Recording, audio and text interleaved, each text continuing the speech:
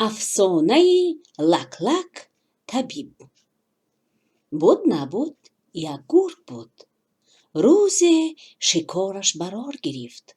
در یانه کوه گوسفندی را از رمه در بود و به کنج دره کشیده پاره کرد.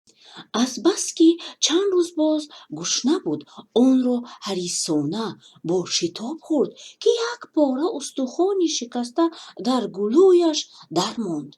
گلویش با شدت درد کرد، نفس گیر شد و یک کار کرده خود را به نزد طبیب رساند. استخوان به مغز گوش رفته است، علاجی کشیده گرفتن نیست. گفت طبیب: احوال من چی می شود؟ پرسید گرگ. گلویت از درد ورم می کند، محکم می شود، نفس گرفته نتوانسته نابود می شوی. گفت طبیب. جان شیرین گرگ خود را به 4 طرف زده گریه و ناله می کرد و از هر جانوری که روبرویش می آمد مدد می خواست. جورای جان روباه، یک علاج کن، تمام عمر به تو خدمت میکنم. شغل جان علاج یاب، از من نیکی میبینی.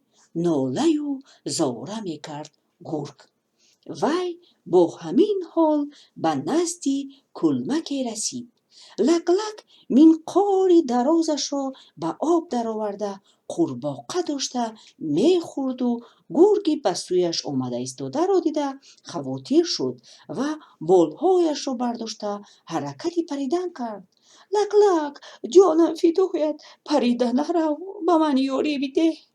التجا کرد گرگ. به تو چی شد؟ پرسید لک لک. به گلویم استخوان در آمد.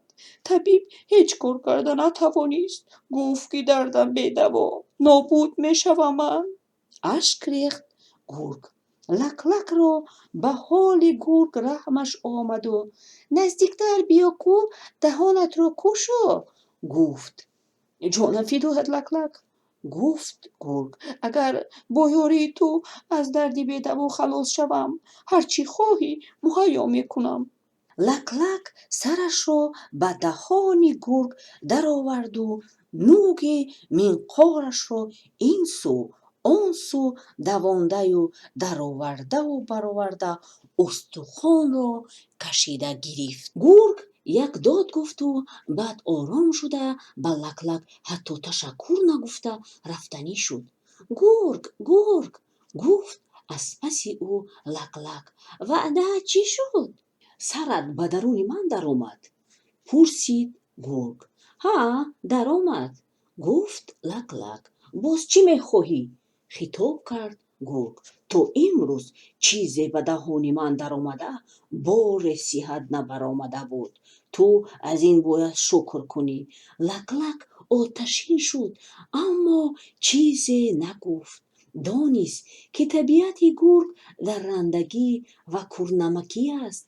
لک لک از نجات دادن گرگ پشیمان شد. انا همین بود افسانه لک لک طبیب.